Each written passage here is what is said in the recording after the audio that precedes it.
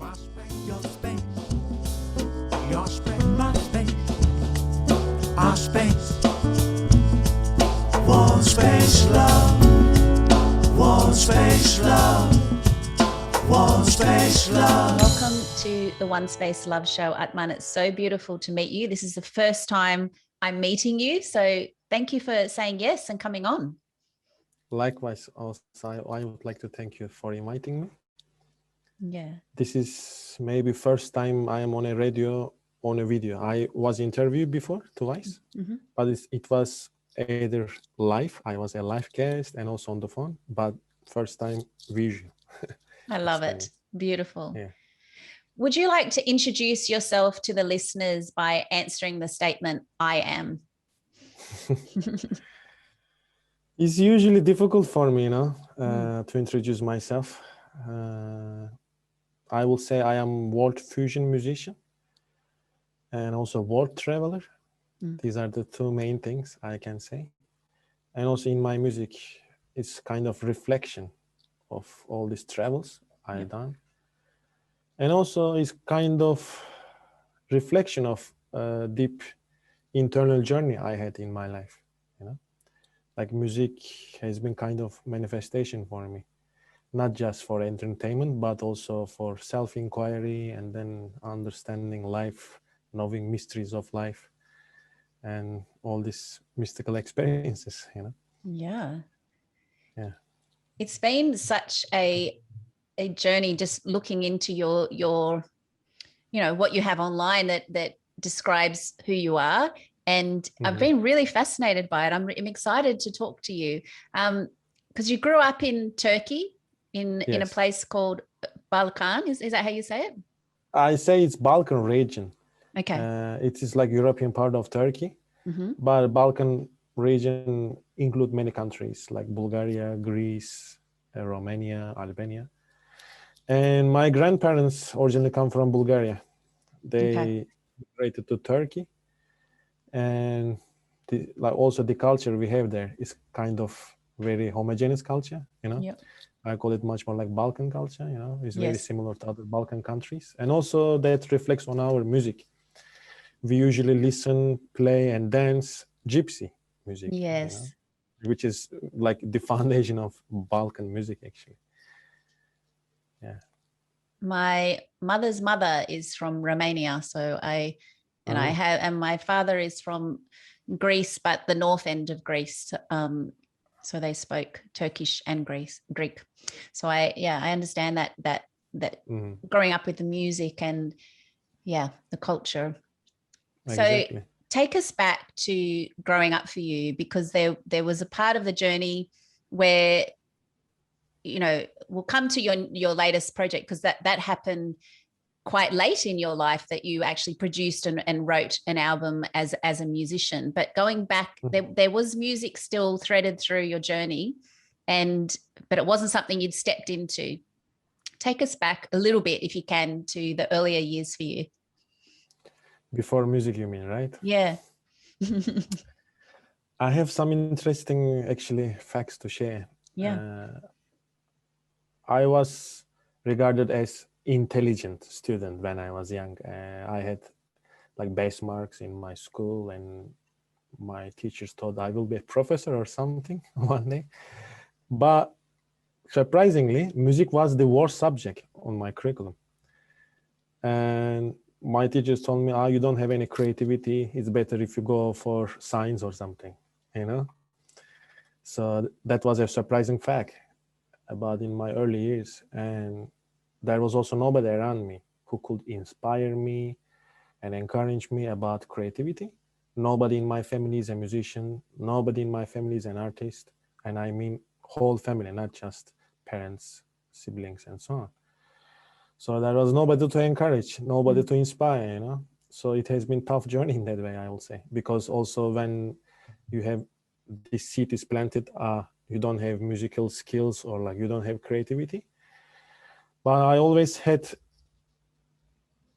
a passion for rhythm, like when I was at high school at the age of 16, I was listening to rock music and also 70s rock like Pink Floyd and also some Turkish rock bands.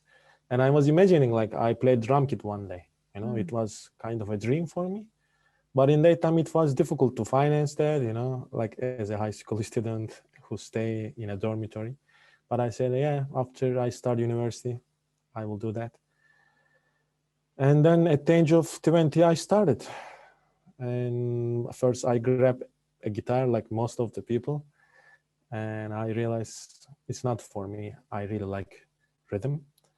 And then one day when I visited Turkey, because I moved to Germany to study engineering, when I visited Turkey one day, it was 2009, I saw a Darbuka. I said, I can start with Darbuka and then I can upgrade to drum kit. But after I started Darbuka, it was like love affair, you know, like I fell in love. And then even after I start to play drum kit, I realized I want to continue with Darbuka and I want to learn much more about percussion. And then I met my master, you know, first on YouTube videos, like most of the people. But when I listened to him, I realized this is a very mystical instrument and there are so many things to explore because I was biased before, you know, like in my area, most of the gypsies play Darbuka and I was thinking it is a gypsy instrument. They usually play for belly dancing. Yes. And so on. But after I met my master, I realized it's so rich instrument. Like there are so many things to explore. So many layers. Yeah, like and then it started even grow more and more. You know?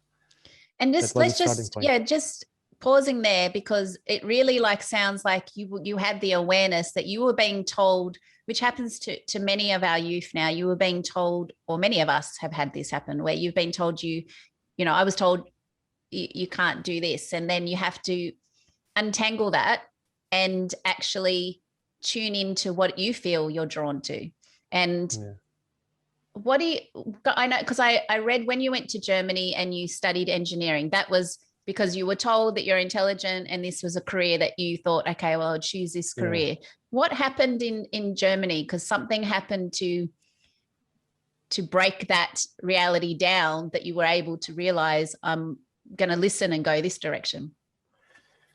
Now I will share everything with full vulnerability. Yes, thank you. when I moved there, like again, I got this strong suit of mind, like intelligent student, you know. But then after a year, all the mental crises start to come up. I start to feel severe anxiety and then depression. I couldn't sleep. I start to suffer from insomnia. And I really gone through a very severe mental crisis. And then I needed to decide what to do because it doesn't go like that. You know, I didn't want to continue my life by having such a artificial plastic life, which was told me. You know? Then one day, this is now the mystical part of my journey. I read a book from Osho. It was about awareness. And then it shifted my perception about life. Then I realized I didn't live the life I was supposed to have. I just lived the life what people told me. I followed all these stupid traditions I learned in Turkey and then like what people told me, what is good for me and so on, like looking nice to people, pleasing them and all this nonsense I realized. And then I said, okay, now it's turning point of my life. It was 2009. And then I started to play rhythm, you know, like 2009 was a turning point in my life in that way. You know? And so coming into the awareness of, and so coming into the awareness of Osho, was it through that book? And then how else did you get to work with Osho? Like, like I followed his wisdom, like his meditations, like catharsis, dynamic, and like throughout years, I've been into living life fully, but also like being away.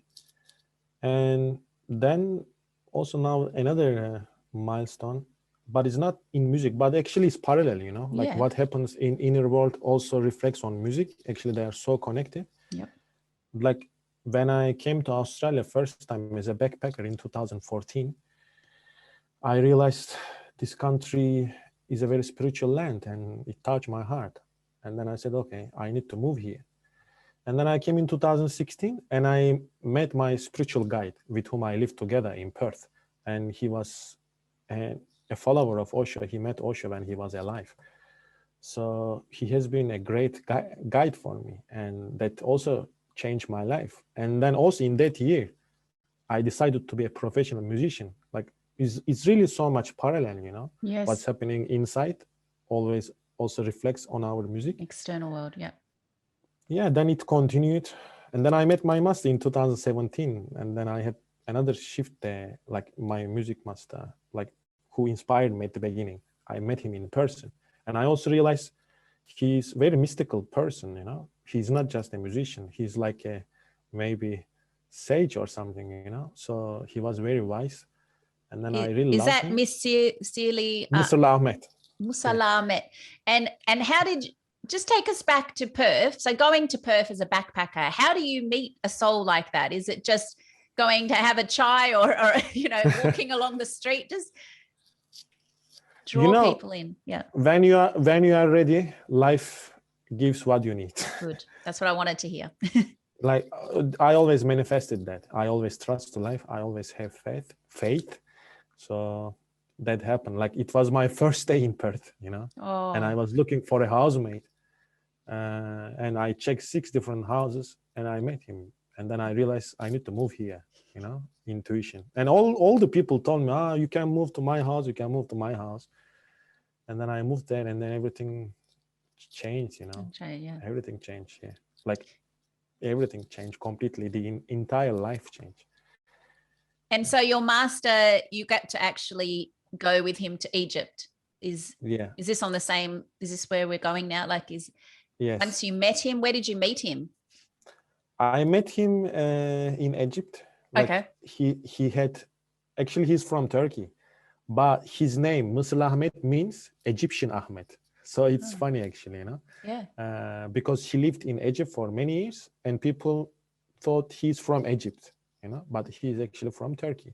Okay. So he had a percussion camp on Sinai Desert, very mystical actually, you know, just like desert, Sinai Desert, nothing around, sand, you know, Bedouins, you know, we were with Bedouins there. And 2 weeks, like no toilet, no shower, like it was really like very nice experience and just music, you know. And like I really felt there, I'm just a beginner, you know. I realized I didn't learn much about music before and there are so many things to learn. And my mind was blown up, like when I met him, when I realized how he plays and everything he teaches and so on. It was amazing. And he also told us in that time, now you are planting seed. Maybe you don't realize now, but it will grow. After a year, I really start to feel like all the difference and my whole approach to music changed. And I can say, like, after I visit him and went to this camp, it took a year to digest. But after that, I can say, like, internally, I became a professional musician because I got all the discipline and mentality and how it works, how to go deeper. Yeah, that changed after meeting. And so going over to Egypt, there's a part of you that absolutely loves travel, and you've actually been to over 30 countries. Many countries. Like I lived in 8 countries. I didn't count how many countries I visited, maybe 30 or 40, I don't know. So many countries I visited. And what was some of the you know, mystical, magical moments along that journey that can intertwine into this story? In Egypt? In different countries, yeah. In different countries. First, Australia. Like when people ask me, like, which country you like most among all the countries you lived and traveled, I say Australia. And I say because of the land here. The land has amazing spiritual power. Yes. Like as I mentioned earlier, like when I was here first time as a backpacker in 2014, it really touched my heart very deeply. Like I remember one day I was on Rainbow Beach after I camped on Fraser Island. I was just looking at ocean. Something happened. I don't know, like something touched my heart and I felt like this is my home. I need to return here. And I'm happy to return after that. that was one of the most magical experiences. And I can also say most of the mystical experiences I got in my life happened in Australia. Okay. Because you actually play the didgeridoo. Where did that journey start? I read a book. Okay. And I am surprised people don't know this book here in Australia. Tell us. I read in Turkish. Mm-hmm. It was called Mutant Message Down Under. It was written by an American woman. And she came to Australia in 90s and she met Aboriginal tribe. Yep. And they took him to this walkabout, for 3-4 months. But they said, keep it a secret. But then she wrote a book about it. And when I read that book, it really touched my heart. And I said, this culture is so amazing, like this indigenous culture, so wise and so mystical. And then I felt also intuition to play didgeridoo because I also like the psychedelic sound of didgeridoo. The circular breath. Yeah, circular breathing and also psychedelic sound, like you can make all these animal imitations and so on. Oh, yes. And then when I moved to Perth, I grabbed a didgeridoo. I said myself, now I want to learn it. And by chance, I met some really good didgeridoo players there. And then they shared with me some of the knowledge they have about didgeridoo, about circular breathing and so on. And then I continued. And then it happened. When you set your mind and your intention, teachers come to surface and Exactly. Yeah. And I mean, there's so many instruments because there's so many instruments that you really have taught yourself and gathered along the way. Let's touch on some of those instruments at the moment, because there's a lot of world music influence in those instruments, isn't there? There's a lot of world music fusion in what you play. Yeah, mainly percussion I played throughout my music journey in the last 12 years. So the main instrument has been Darbuka. Yes. But apart from Darbuka, I also played frame drums. Like there is a Turkish frame drum called bendir. Like I have been also playing it for a long time. And I also played, like I cannot say I stick, but like I also play sometimes djembe, cajon, such percussion instruments. And also didgeridoo, apart from that, as world instrument. But I don't know if you can count it as a world instrument, but I started to play bass guitar just last year because I like the bass sound. I like that it is a bridge between melody and rhythm. Yep. And again, I am teaching myself and I use it on my album. And very recently, I start to learn also synthesizer. And the keyboard. Yeah. Again, I am teaching myself. And I want to use it for my next album. I already made some samples recently to see how it sounds. And I realized it sounds really good. So in next album will be new instrument. And do you spend, because I think when you were younger, you were sharing that you loved writing poetry and you wrote in Turkish. And there was a beautiful poem that you translated on your social media. So people check it out, and you interpreted it into, you translated it into English. It was such a beautiful poem. Are you still writing? Sometimes, but the last time I wrote a poem was last year after lockdown in Melbourne, because again, I going through some deep mystical experience there. My heart was very open, like Sufis. And then I wrote these Sufi poems about divine love and so on. Like it's actually a place where heart opens and then just words flow, Yeah. Sometimes I feel like I want to write. And it was the time, like last year, like I wrote maybe around 40 pages. Yeah, take us I back, still keep them. Yes. So you're living now up the coast in the Byron Shire or above? Gold Coast. Okay. But you were living in Melbourne during the first lockdown. First and second lockdown. I'm in Sydney at the moment, and we just had our lockdown extended. I can empathize in that way. Like it was really harsh for us, Can you, especially the second lockdown. Yes, it is. It's a mind game, isn't it? It's a constant reminder. I find witnessing myself getting lost in the future and in the mind chatter, and it's a constant reminder for me to come back to that internal and present moment, you know, because I don't know what's going to happen tomorrow. I don't know what's going to happen next. What are some things that helped you through all of your experiences that helped you get through that experience? You mean to in get lockdown? through lockdown, right? Yeah. When the first lockdown started, to be honest, I felt like it's a blessing. Yeah. Because I needed that space. I needed to ground myself, to be on my own, because I was also doing some part-time job before, like I was driving Uber.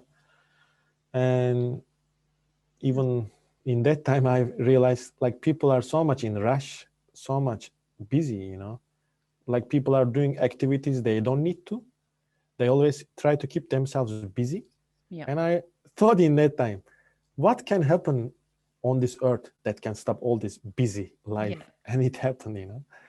So when it happened, I really felt like blessed because it was time for me to stay at home, like internal and external life were really at minimum pace, and I really enjoyed it. It was really like a retreat for me. Yeah. But after the first lockdown, I felt like it's now time to enjoy life. And I really felt like exuberance, rejuvenated. But when second lockdown came, then the real challenge came because it was very harsh, very long. And in that time, first I got also very big reactions, emotional reactions. Yeah. But then I always have a mindset. I say, every challenge is an opportunity. What kind of opportunity can I have out of it? And I said, what can I do now? I can go inside again and then discover even more. And I say, I can practice music. And I say, I can also connect to nature. You know, I was cycling every day. So this mindset helped me to see opportunity in every challenge. And also self-discipline, I will say. Like in that time, I was practicing self-discipline, like stoicistic people, you know, waking up at certain time, having certain diet, and then having some certain discipline every day and so on. So what was your practice? Can you share a little light into a day for you in that discipline practice?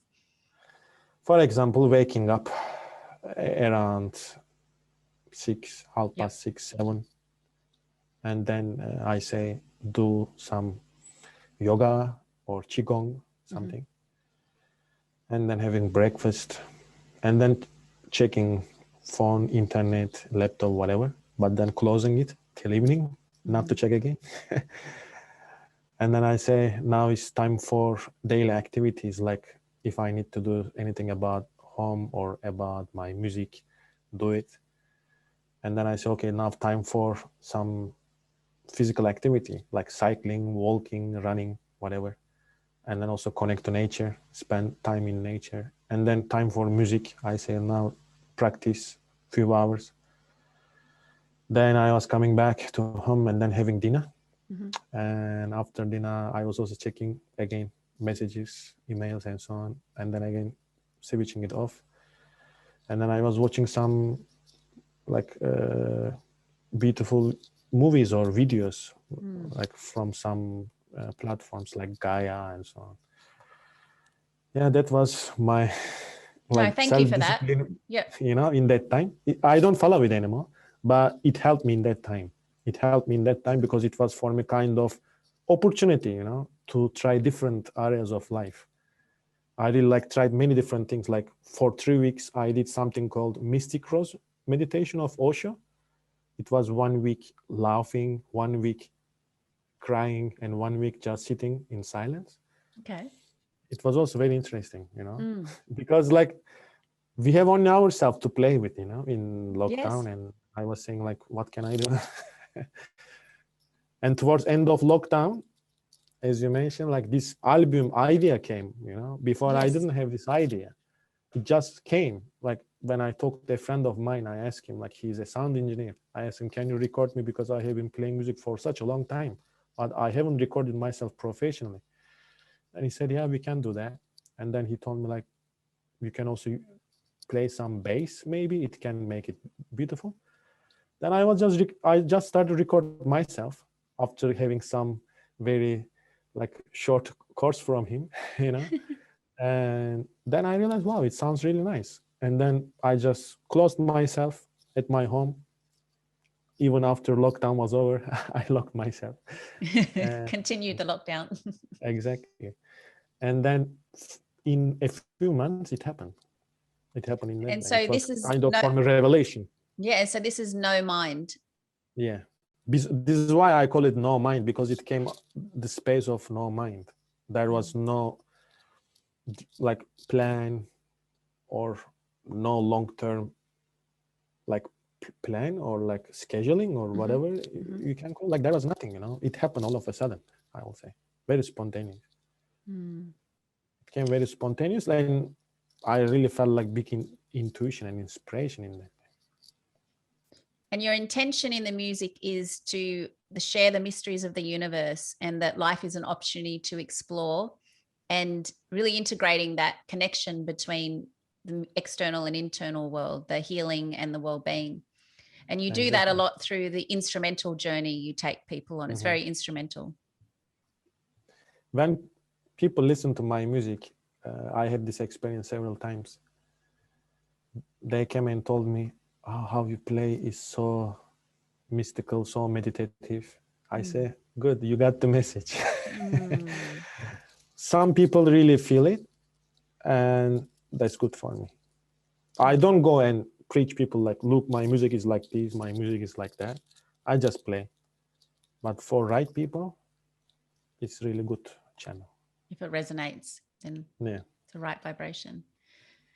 One of the artists that you admire, and I might not say his name right, but Merkan Deda, the Turkish world. I actually got to promote his event when he was in Sydney with the whirling dervishes. Yeah, dervishes, yeah. Yeah, and it was actually one of my highlight events when I was producing and promoting events.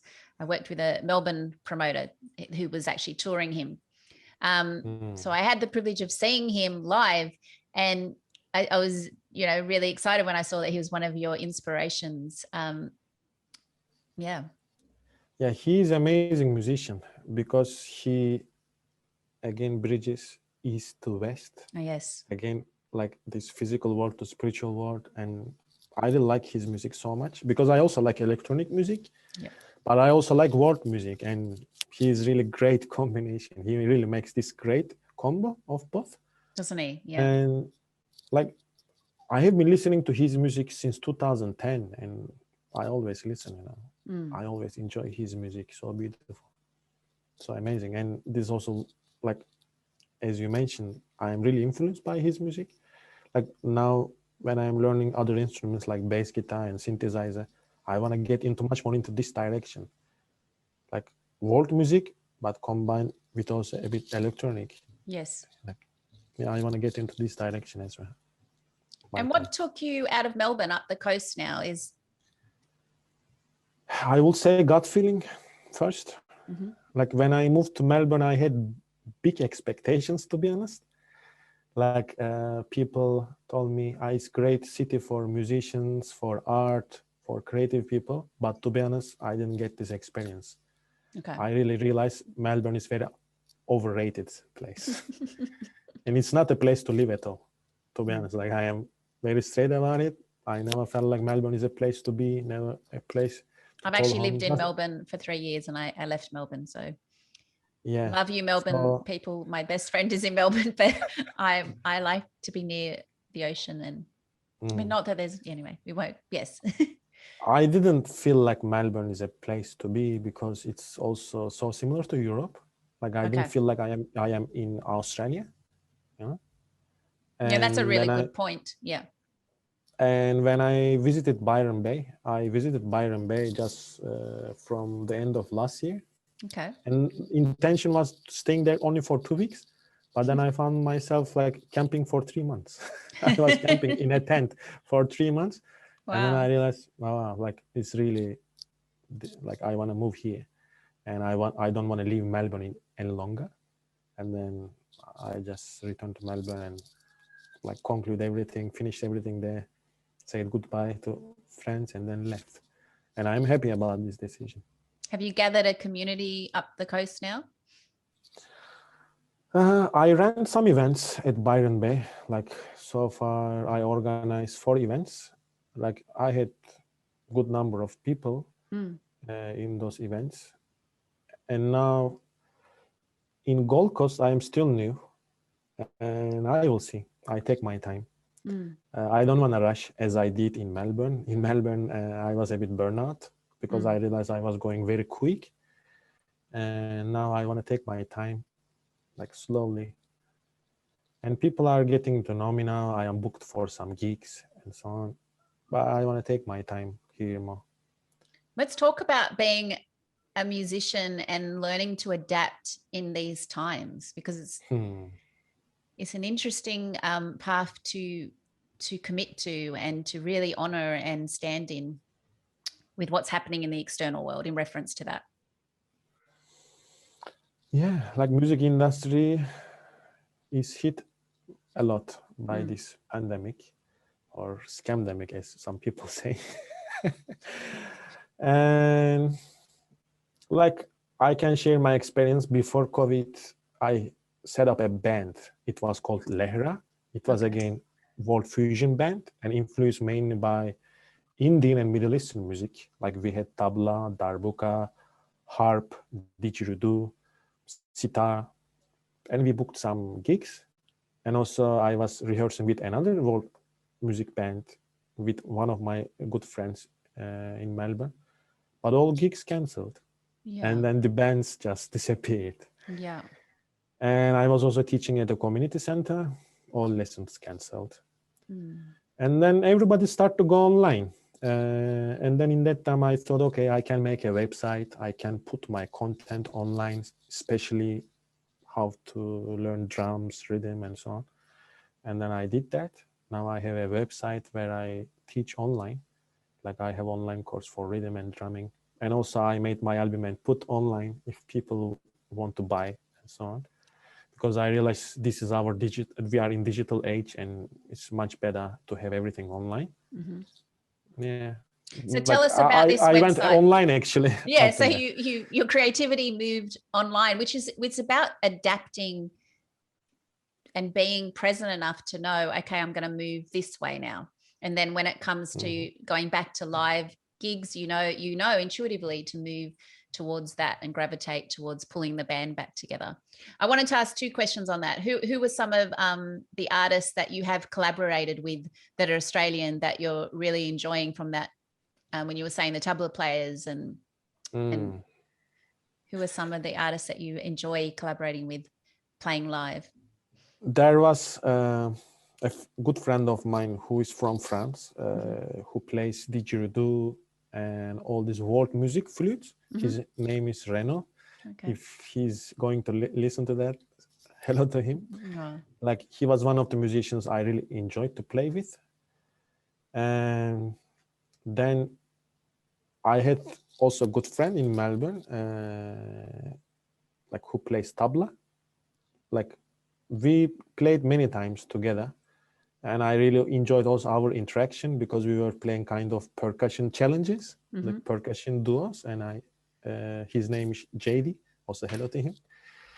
And here on the coast, like there is a really great musician called Shivam. I've worked with him and hosted him at when I was running events. Yeah, that's beautiful. He's a great musician. He is. I really enjoyed playing with him. We played 4 gigs together. Beautiful. And it was really amazing. He challenged me a lot because he doesn't rehearse. And he said like our rehearsal is during gig. But before our last gig, I insisted on rehearsal and we did a rehearsal. But I really enjoyed playing with him because he's a great musician and it was a great opportunity for me to play with him. And I also met some other great musicians I'm really looking forward to play with. For example, I met a very veteran musician. in his 70s, and Oh, yeah. he has made over 60 albums. He told me. His name is Tarshido. Yes. Yeah. Maybe you met him too. Mm. So I am going to play with him on 15th of August in Murvilumba. Oh, fantastic. Yeah, so I am looking forward to that because I realize he's a great musician, great person to play with. Yeah. Beautiful. Is there anyone that you really aspire to vision up, to journey with, you know, from anywhere in the world that you'd really like to play alongside? Merjan Dede, for example. Okay. I will say. I really love him. And also, I know there is an Australian band called Oka. Yes, I've worked with them many times.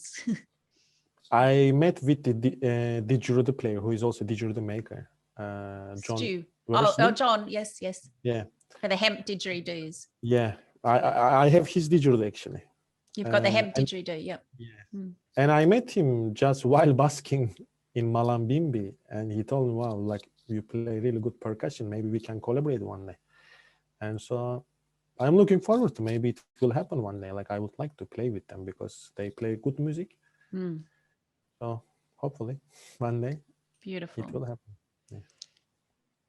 And tell us now about your website and these courses that you're offering online so that we can direct people to that. My approach to music is like language, because I also taught languages before. Yeah. And I realized learning music is very similar to learning a language.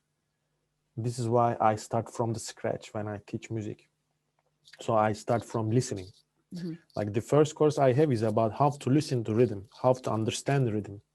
Because unless we understand how rhythm works, how beats work, like we will never get deeply into that. And that has been my challenge in my first 8 years till I met my master, because I was just interested in technique.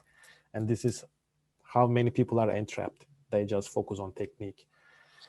But on my approach, like first I share this foundation, like how to really know rhythm, the rhythmic system I created after 12 years, I share that with people. It's very foundation, like especially for people who are new to music, like it's really, really helpful. For people who are just starting and then who are just on the surface and so on, it's amazing to really get this foundation, because usually other teachers don't share them. Yes. I don't know why. And then the second one is about the technique. Like I share the drumming technique I learned in the last 12 years. And I concluded everything there, like I shared everything I learned. Like I didn't hide anything. I didn't keep any secret there. So I just shared everything, and everything is online. They don't need to book with me. They just register for first course, second course. They can register separately, and then they can watch on their own time. Yeah. And it is very affordable as well. Like I made it very affordable just to share with people. Yeah. Because something just came to my mind, the fact that you did study engineering, you've been able to use that mindset to now adapt to these new ways, Analyzing. Yeah. Analyzing has been kind of personality type for me for a long time.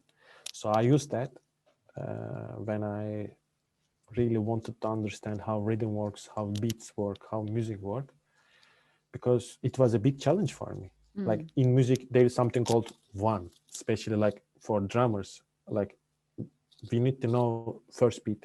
We need to know where one is. It's kind of blessing actually to feel it, but there is also a practice to get there. And then I shared these practices I gone through in my life, how to really get this one, get this first beat. I can just give a very brief summary of what I have there. Like first I say we need to get the feeling of pulse. We need to understand the pulse, and then I'm sharing how to do that.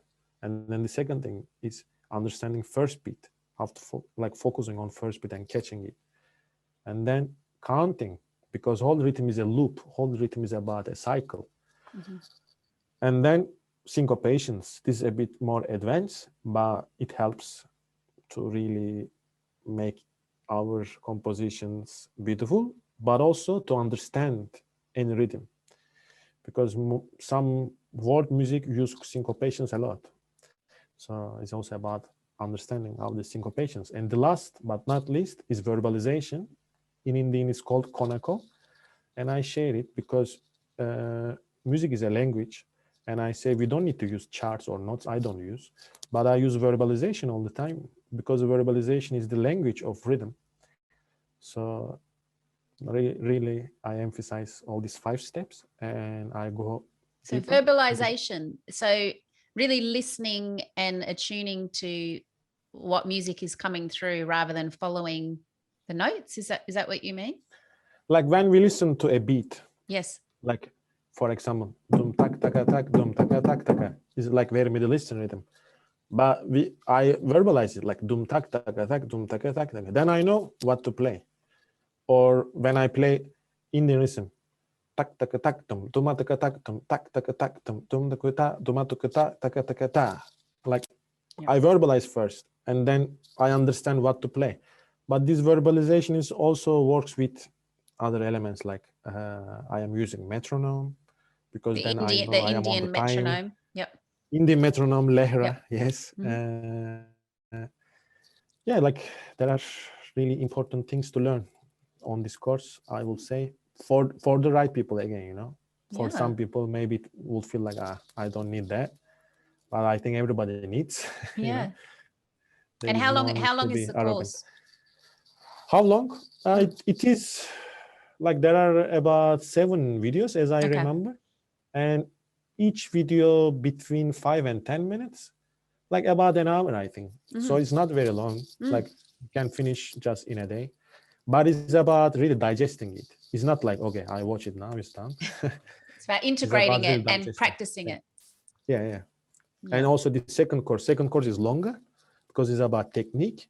And I shared there many practices as well, not just like sharing the technique and then goodbye. You know, I say now we have practice session. Let's practice together. This is how I set it up. And they are just available for everyone now. Like if they're interested, they just go and register and watch it. And also like ask any questions they have. I would be glad to answer. Yeah. Connecting back with your family, I'm just being guided to go here, back in Turkey, you're away from all of that now. How do you still stay connected to that within yourself? And are they supportive of the path that you've taken? At the end, yes. First, it wasn't difficult because like they thought I need to follow this mainstream idea, having a job, like working for a company as an engineer and so on. But since I got into music, I realized I want to really like be a musician, and I was really talking to them like I want to follow music, I want to play music. But they were not supportive at the beginning, but now they are very supportive at the end. Really, I appreciate that. They really now fully support because they say your happiness is more important than everything. So I am very glad and grateful in that way. And we are always in touch, like, you know, technology, WhatsApp, like we talk always on WhatsApp. I check with them what's happening and so on. But they're good. And it's once we step into doing what we love, we light up, and people, it's contagious. People are gravitated to that. And that's when, you know, you often find a shift between family and friends when you've moved out of the peg hole. Yeah. I think people want to see that you are really keen on your path because they will do everything to drag you. Like people are sometimes just curious, you know. And I had also this personality in my past. Like I was trying one thing and then another thing and then another thing. And then people and also my family thought music is the same thing, just a temporary occupation or something. It's good that you mentioned that. Yeah. But when people see you are really so keen, you are really so determined, and then you are really so in love with what you do, they respect it and they accept that. You know, I think it's only about us. When we say, oh, people don't respect or don't accept what I do, we need to ask ourselves, am I really keen on what I am doing? Can I really embrace all the challenges, come through this passion I am doing, you know? Am I really so much interested and in love with what I do? If yes, at the end, everybody will respect and acknowledge. I love that you shared that. It's a really important message, because yeah, if we can be accountable to stand in our truth and respect what it is we're being called to do, then the path will guide us and we can adapt to how that path looks. But at the end, the core is that creativity, that love for music or love for poetry, whatever it is, coming back to that. I think it's also about integrity, you know, like when we have integrity, like when we say, okay, this is what I want to follow, this is what I want to do. But most of the time, because I had also different students in different countries, you know, what I realized, people just have curiosity. They come, get an instrument. They say, I want to learn. But after a while, they drop. And I always ask them, look, if you are not committed, it's better not to start, because I want to really share my time if you are committed, if you are serious. And this is about integrity, I will say, you know, like, because I also don't want to practice every day, to be honest, you know, but I say this is self-discipline. I say I need to practice every day because this is my passion, this is my love. Even for love, like when we love someone in life, it's also self-discipline, is a practice. Yeah. You know, it's not always like flowers are blooming, you know. So it's always like this commitment and practice. And I think it's about integrity, keeping self-integrity about it. Another beautiful little gem of wisdom there, because it's about really being accountable for ourselves and showing up for ourselves. There was something that you shared on social media. Sometimes the best thing to do is just let go and surrender mind games, all his tricks and games in many cunning ways. Illusions take many forms which look like reality. Who knows what truth is, what reality is, as soon as only the tool is to know your mind. I have very beautiful wisdom to share about it. Like last year, it happened. Like I was like seeking very seriously, you know, a spiritual seeker, like what life is, who am I, all these mysteries of life. But then at the end, I realized we have only mind as a tool to know, you know, and our mind cannot know all these mysteries of life. It's impossible. And mind creates all these illusions, all these pseudo realities, and then they look very real. Even like people can convince themselves and then they cheat on themselves, like, I am awake, I am realized, I know mysteries of life, and so on. There are so many people like that, and I've been also in that category for a while. But then once I realized there is no way to know the mystery of life, mystery of death, what's happening, like what is this existence and so on, and I realized only way to be is being here and now, you know, there is no other way. I really realized being here and now, being present is the only way to know. Apart from that, no way to know. This is why I say just surrender to present moment. You just disappear and you don't need to know anything. There is no need to conceptualize and so on. Because you talk about, you know, there's no difference between spirituality. Well, there's a similarity between spirituality and materialism. There's no difference, to be honest. Yeah.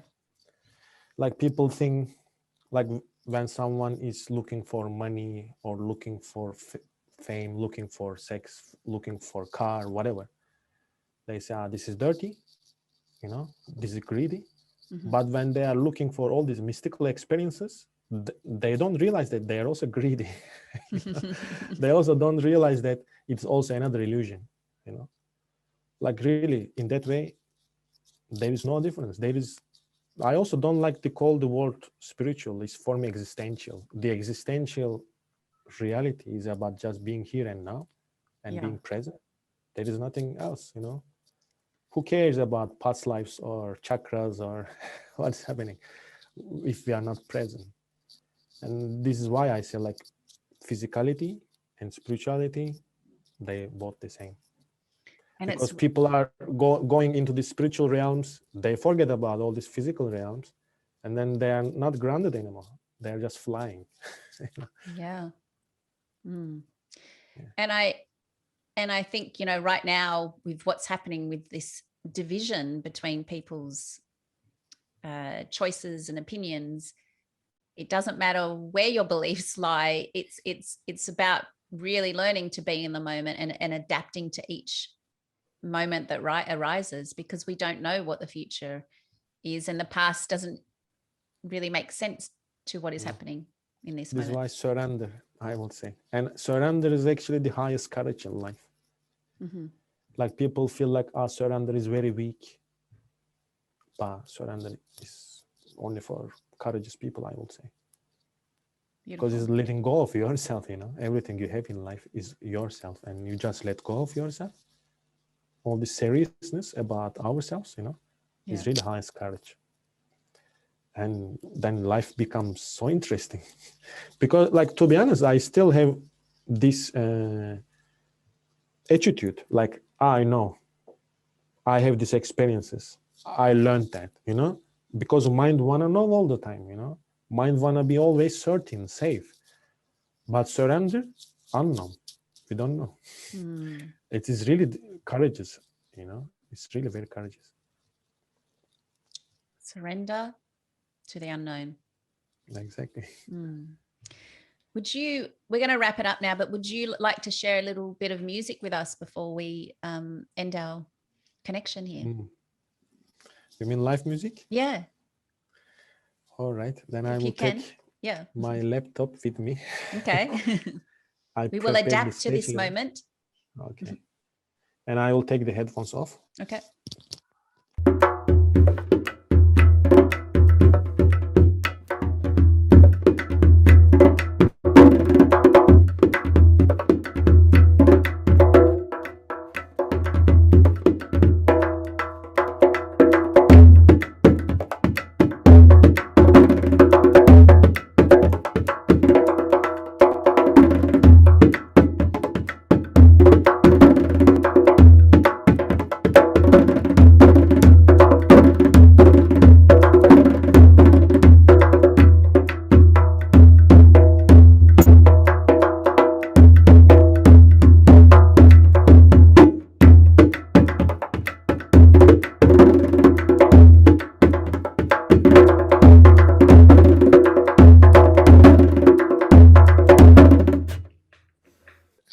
Yeah, that was an Indian composition. I usually play at my gigs, events, and also I used on my album. And you have a live belly dancer at your live gigs, don't you? Sometimes, sometimes. Not often, actually. Like I had in my past event. And I also work with some belly dancers, but to be honest, my focus is much more music. Like when I perform with belly dancers, I realized, it's beautiful experience, beautiful visual experience to have for a while. But what I want to present is much more music, actually. Taking people on that internal journey through the music. Yeah.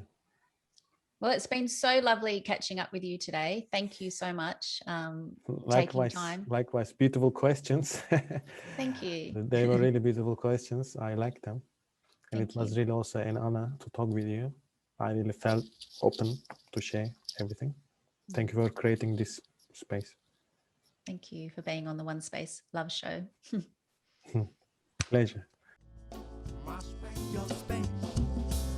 Your space, my space. Our space. OneSpaceLove. OneSpaceLove. OneSpaceLove.